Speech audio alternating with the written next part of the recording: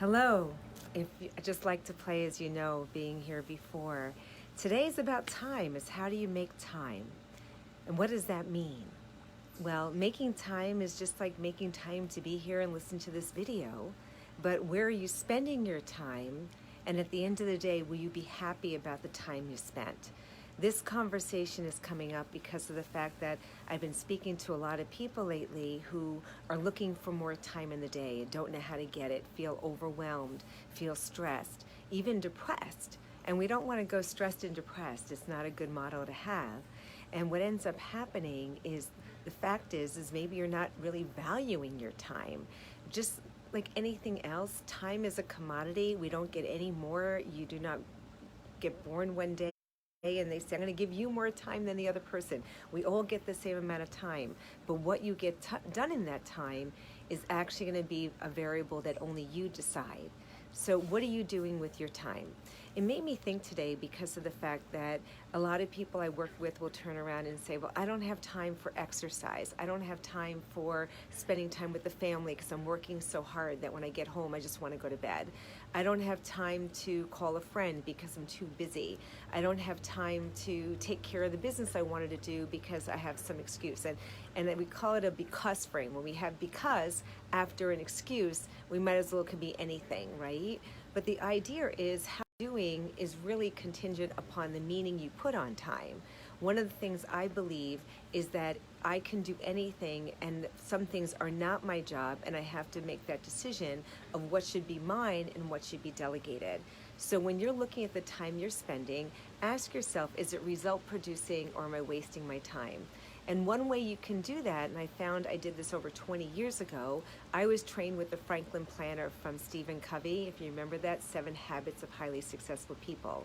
And one of the things I used to do is every single thing I do, I would write down every activity. So the activities included whether I was going to talk, whether I was taking care of personal chores, whether I was going to get my nails done. It didn't matter. I tracked every single thing I did in the planner. And then at the end of the week, I'd circle all the things that were result producing and look at the things that weren't.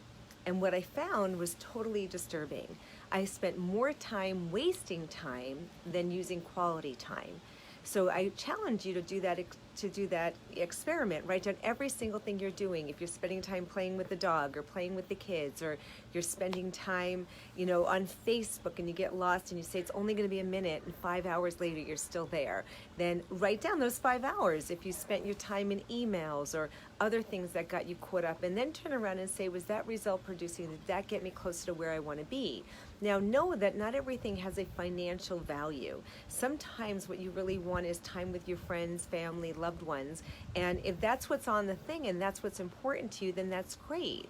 But if there are other things that you want and you're not making time for it and you feel that lack, and you're stressed and depressed over that, then what has to be looked at is how am I using my time and how can I leverage it? Maybe getting some of those things done with the people you want to be spending time with. That's another way to do it, right?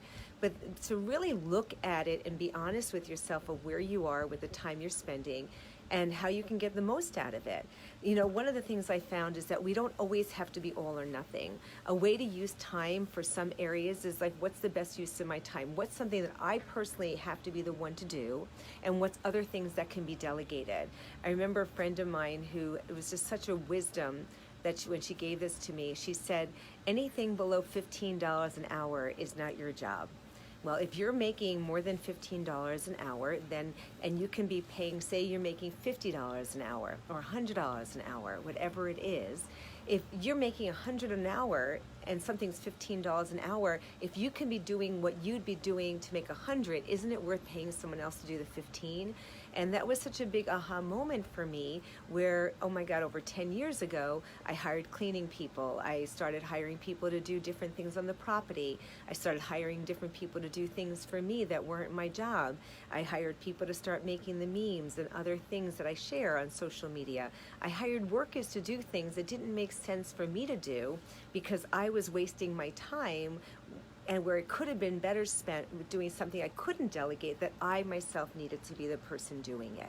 If you can relate to what I'm saying, say yes. And if you look at it that way, you can make it really easy to get your time back, because then you start making better decisions in what should you be doing with your time that no one else can do. And if it's something that no one else can do, but it's not something you really want to be doing, then how can I train other people and create a system to delegate? You know, one time I had a client who said, oh, I have to come home, I'm taking care of the kids, I'm doing laundry, I want to spend time with them. And I said, well, why are you doing laundry? How old are the kids? They go, well, 12 and 15. I said, well, why aren't the kids doing what I did? But here was the interesting piece. I said, well, why don't they do it with you? That way you can spend the time with the kids and you can get the laundry done. You can make it fun. It could be a family event. And then it's not the pressure on you to do it yourself. You'll get it done in half the time. She loved the idea, and when she ended up applying it, she's like, oh my God, it got so much better. I didn't feel like I wasn't spending time with them. We got to speak about the day, what was going on, how things, you know, I got to connect with them. So again, it was about leveraging the time. Sometimes it's about delegating it. Other times it's about leveraging to get more of what you want. I look at everything as a barometer where you can measure, is this going to make me happy later? And if I'm going to be looking at my life in the next 20, 30 years and say, okay, was I happy with the time I spent? Am I going to be happy that I worked 16-hour days and got nothing done, or said I was busy when I wasn't? Or would I prefer to be spending time with my husband and my friends and other people? Would I prefer to spend time working smarter, not harder? Hopefully this is making sense to you, and you're taking a couple of nuggets of how you can reevaluate how you spend time and what can be delegated, what can be cut down, what can be minimized, maximized, whatever the case is. How can you actually restructure how you use time? Another thing I found is that all or nothing model doesn't have to happen with all things. Say you want to exercise and it's too much. I challenge you to just exercise for 3 minutes a day. Everybody can find 3 minutes. And if you think you can't find 3 minutes, 3 minutes a day to exercise. You can be doing squats while you're brushing your teeth. It's the biggest muscle you have in your body. And when you do that, you'll end up building muscle. Muscle dictates metabolism. You'll get healthier. You'll lead to wanting to do 5 minutes or 10 or 15 or 20. But just do something for yourself. Whether it's before you go to bed, get some weights and do some great weight exercises and strength exercises, right? Or maybe you can go ahead and just be doing push-ups or sit-ups. 3 minutes a day. Can you imagine the difference it'll make for you for 3 minutes a day? I remember my brother started doing push-ups. He does 100 a day. And it's the only exercise he does is 100 a day. This guy is like unbelievable muscle from 100 push-ups a day. So what is it you can do with minimal time that will give you maximum effort, maximum results that will make you feel really great? Another challenge. Lots of information here. Your time back and make the most of the time you have. Okay, thank you for being here. Love you. See you on the next one.